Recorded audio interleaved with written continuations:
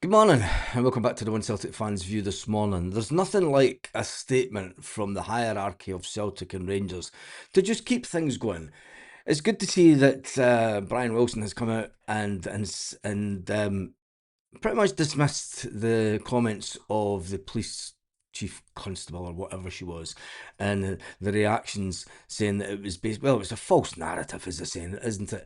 The fact that they're blaming the 7,000 plus Celtic fans that are there. The Celtic fans had met with Brian Wilson before the Derby game last weekend, and the people from the Celtic Fans Association had raised their concerns about the way that the game was going to be policed, the way that the people were having to go into the game, and why couldn't it just go back to the way that the people entered the stadium pre 2018?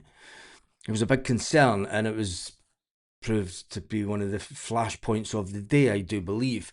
But the Celtic chairman did come out and speak about the Green Brigade yesterday. Now, there's been a lot of people online saying we need to get the Green Brigade in, you know, end the bans and all things like this. There had been a rumour going around on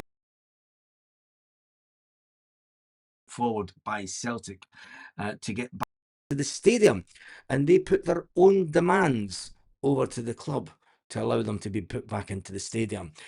They were swiftly rejected by the hierarchy at Celtic, and Brian Wilson has spoken about it last night. Which also became the position of the Safety Advisory Group.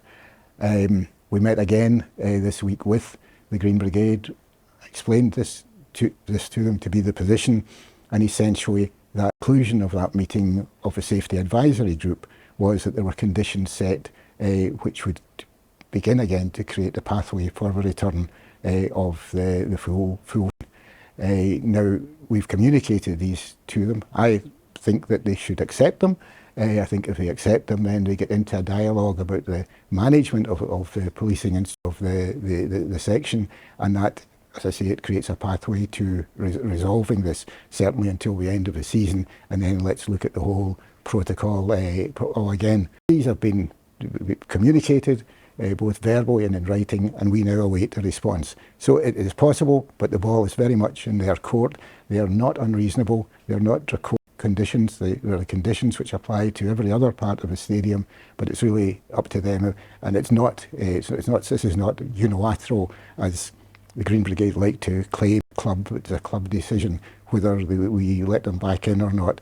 It's not because it is a matter for police. It's a matter for the Safety Advisory Group, and we cannot override the advice.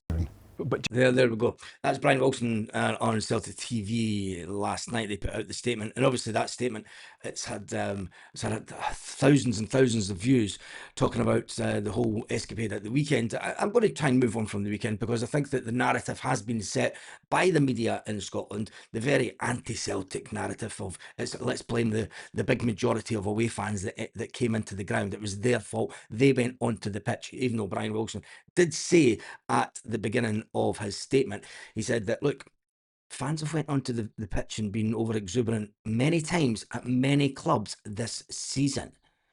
That wasn't really the issue, was it? The fact that Rangers also put out a statement condemning Celtic fans, but not condemning their own fans that ran 3/4 of the way up the pitch, some with knuckle dusters, many with face masks on. It's a funny old game, football, isn't it? And it's I have to say, having watching from afar, as many do on this channel, it is a blight on Scotland, and it doesn't show Scotland in a good light that this type of thing still goes on in this day and age. The atmosphere was tremendous. The football at the weekend was absolutely rubbish, but it was great to have that atmosphere back. And as Celtic fans, we all know the reality of the situation up to 2019, 2018. 2018, they couldn't stand us winning at Ibrox. That showed at the weekend. They can't stand us winning at Ibrox and being joyous. And when you see the pictures of fans running onto the pitch and taking selfies with the players, there was absolutely no danger that any Celtic fan was going to try and create the mayhem that ensued after that. But anyway, it is a blame game that's going on in Scottish football. We're trying to move on. Martin O'Neill.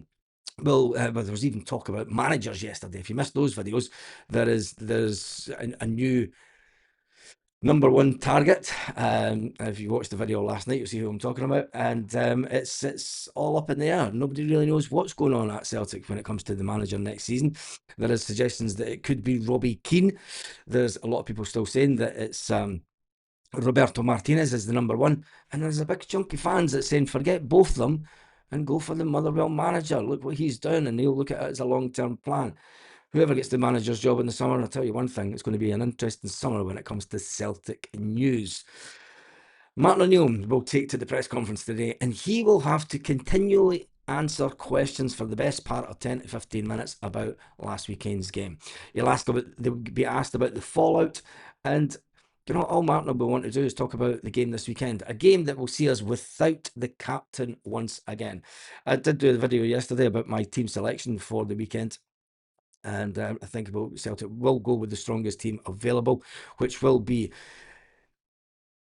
at the back. You're going to go with Julian Arrojo. You're going to go with Dane Murray. You're going to go with Liam Scales. And you're going to, well, because Austin Trusty is out because of the 3-game ban. And you're going to go with Kieran Tierney at the back. Gives you a strong back line. In the midfield, do you start with Oxlade-Chamberlain? I don't think so. I think that Oxlade-Chamberlain is a player that will only see the second half of games. I don't think starting him would be the best idea. So with Callum McGregor being out, it leaves us with Luke McCowan in midfield. He's not the answer, is he? It does leave us with Rio Hatate and Benji Negrin. Both of them will start. And I think that Paulo Bernardo will get the shout. Paulo Bernardo was fantastic when he came on last weekend, but I think he will be the one that gets the shout this weekend. And then when it starts up front, there's only 3 players that you can pick, really. And that is Tenekte, Daiz Maeda, and Big Tam the Czech. Those are the 3 strongest players. And Aberdeen will get a bit, it's not Aberdeen, it's Motherwell, sorry. Motherwell will get a bit of a lift because they've not had any games and they've not had any bad press, and they'll be trying to put pressure on Celtic. It's a massive must-win game for Celtic, as they all are between now and the end of the season. So what do you think the scoreline will be? What about the team? Tell me what you think about Brian Wilson in the comments section. The Celtic headlines out there are unbelievable, as you would imagine this morning. But there was one interesting headline that caught my eye yesterday.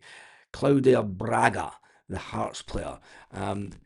There are publications that are saying that Celtic could be prepared to bid for Claudia Braga in the summer. Could you imagine that if Celtic managed to win the league and then go and steal Claudia Braga from them? But would they sell Claudia Braga to Celtic? Well, that's another thing altogether, isn't it?